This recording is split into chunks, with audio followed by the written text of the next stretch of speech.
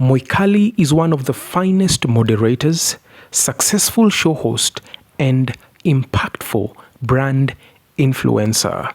I am excited to host her and have the rare privilege for an up-close chit-chat session as we discuss her journey through life. Mwikali, welcome to Personality Mentorship. I'm so excited to have you on this show, and I'm sure viewers, listeners, and your fan base will be excited about today's show. So perhaps we begin with a brief intro of who you are, just in case I missed anything. You did not miss a thing at all. Yeah, so by profession, I'm a broadcast journalist. Been in the business for over a decade. I am also a stage, screen, and voice actor. Wow. You can catch my shows on Showman. Okay. I am also a businesswoman. I run a couple of businesses. I am also a brand influencer. I create content, not as much as I would have loved to. I mad respect to content creators. It's not easy. Mark, this is a huge step for you. I'm so happy for you. Thank you so much. Now let me engage you with a couple of questions. I'm sure with all this experience and expertise, you have come across people that would love to meet you again, and those that should say maybe not, given that chance. So my question would be, how do you manage irritable people live on air? Like, have you ever shut anyone down? I recently watched a clip, a Wendy Williams clip from back in the day. And there's a lady who came onto the show and was trying to put Wendy Williams down. So Wendy tried to be professional, but it really went overboard. The guest wasn't willing to take it a note. Like, I think she was on a mission or something. Mm-hmm. And Wendy was just like, this is my show. Mm-hmm. I ran this ship. So please, I've never had to shut down anyone like that. Okay. Have I interacted or interviewed people who are irritable? Yes, I have. All right. It takes everything. And the worst thing is, we wear the talkbacks. So I'm able to talk to my producer or the director directly through the earpiece. So they can tell, they know you. They've worked with you for so long. They know this will be a trigger.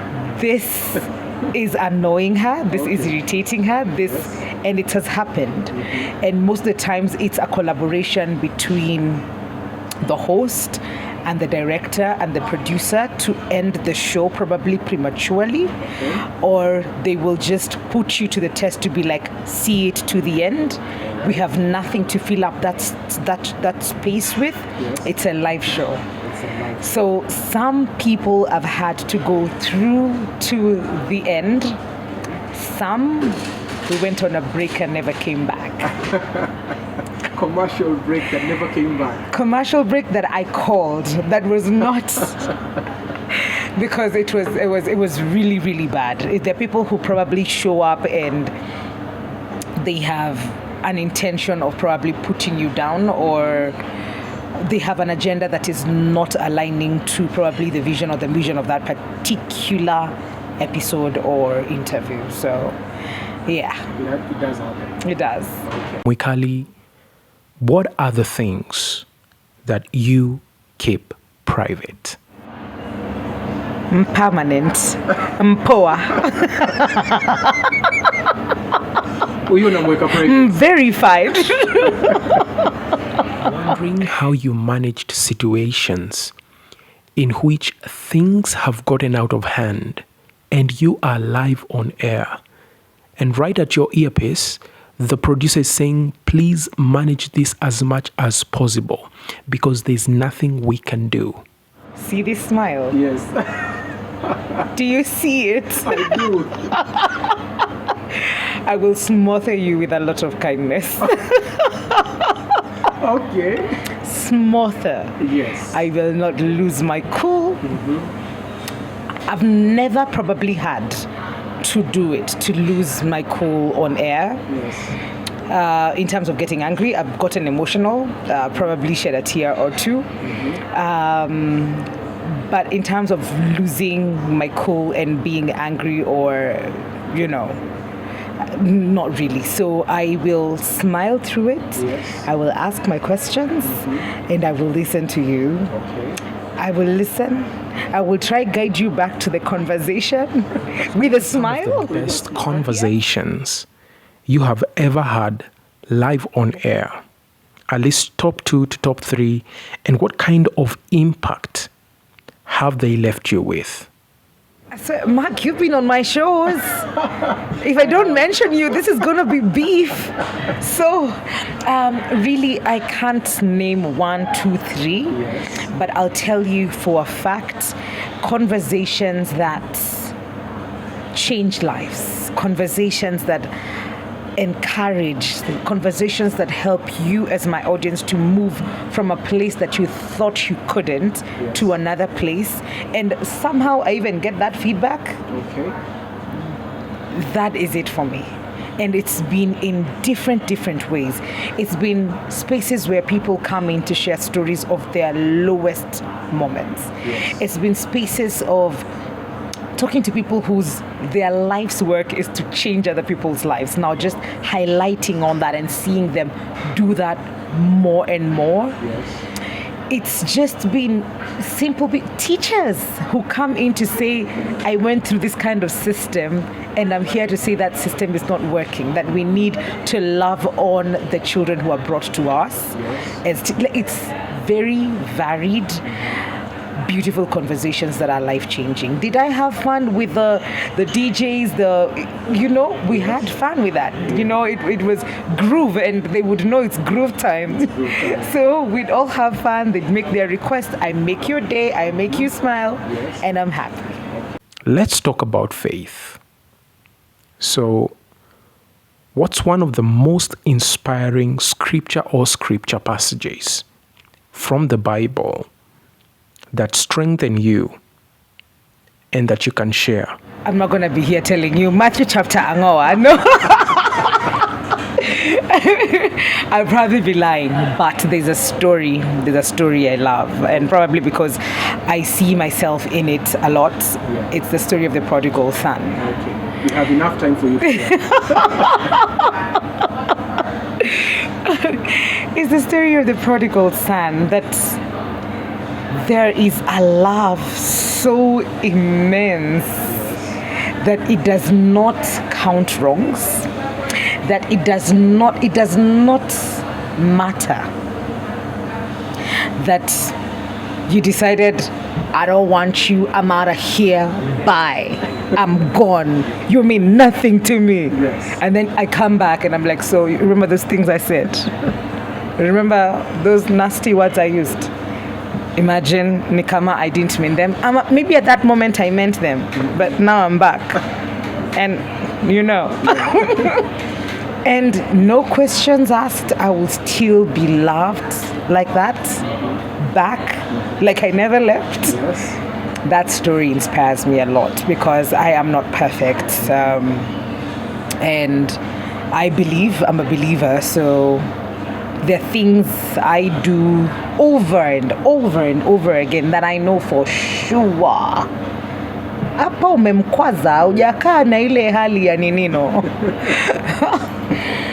But it encourages me to know that there is a love that can take all of that, that can clean all of that, that will throw a party for me once I'm back,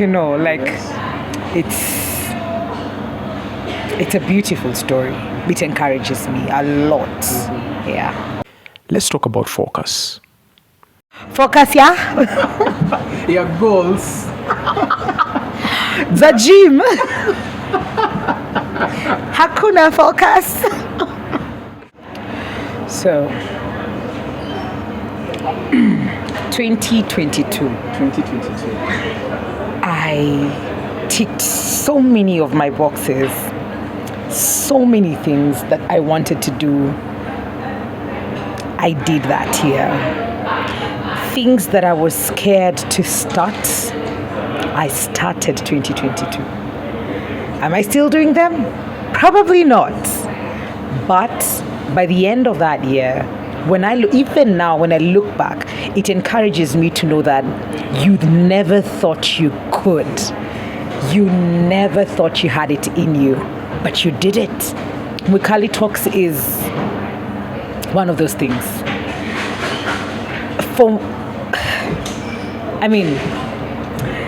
I had been on the screens for years. In the morning, I had done radio for years. Do you mind telling us how long that was? I did radio for 4 years. That was my first employment. I did that in KBC, a radio station that was all female. It was called Venus FM. And then I did that for 3 years. And then I moved on to KBC English service for a year. Yes, so I did radio for that long. And then TV from 2014 to 2021. No, actually 2022. I had a stint in 2022 at KTN hosting a cooking show. So yeah, talking to people on screen, on TV, but I could not bring myself to record myself saying anything that is what I do at work and post it. I don't know if that makes sense. So I will say maybe really nice things. I'll share my opinion on things on TV. I'll say what I think about something, right? Yes. But if you tell me to go and record that on my phone and post it, I'd question it. In Kikamba, niko temboa ngami temboa pyo.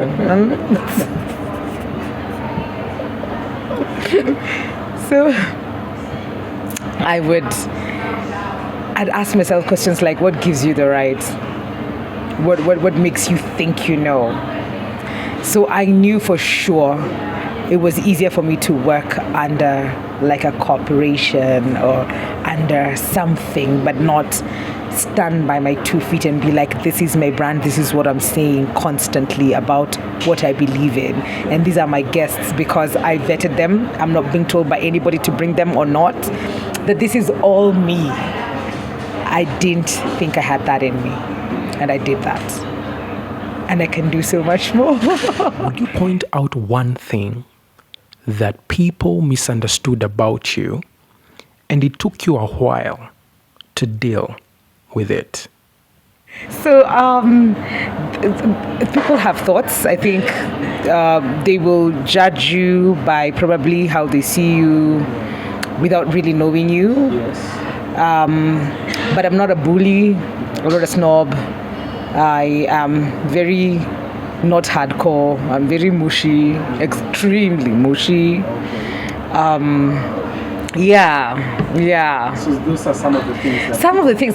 There's one weird one though. Okay. Our neighbor growing up, she tells me this years later, and my best friend also said something close to this. So, neighbor where I grew up, later in life tells me how she was shocked when she came to our house many years ago when I was still living at home. I think I was still in college. No, I think I was still in high school. Yeah. And she found me mopping the house. Mopping the house. Must have been not high school. Probably college. She found me mopping the house. So she tells me this, I think maybe 2-3 years ago. And she was shocked. It didn't look like it was something that I would do. I was like, huh? What do you mean? My mom was just like, "Uyu." Anapiga deki huko kila mahali. So that was weird. My best friend told me that she was shocked that I can cook. The first time I ever cooked for her, she was shocked that I can actually.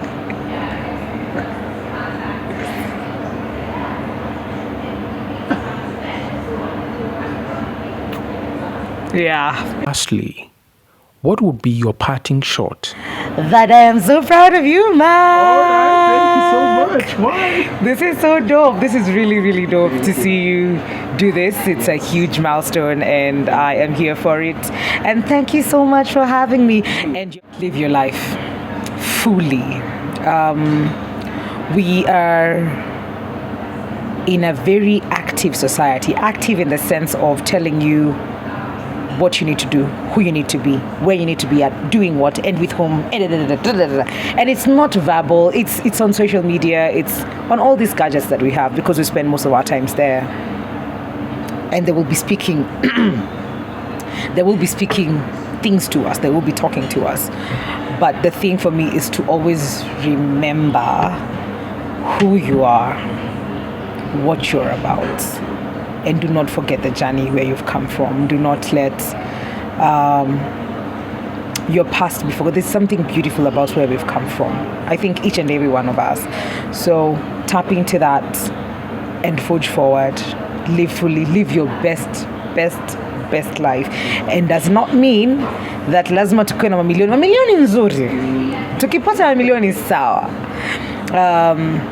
but it's about your purpose and doing something that we were talking about earlier, Mark, yes, where you feel like I am giving my energies to the right place, the right spaces, that you do not feel like you're constantly being deflated. Yes. Find that. If you're able to find that, you're one of the lucky ones. Yeah.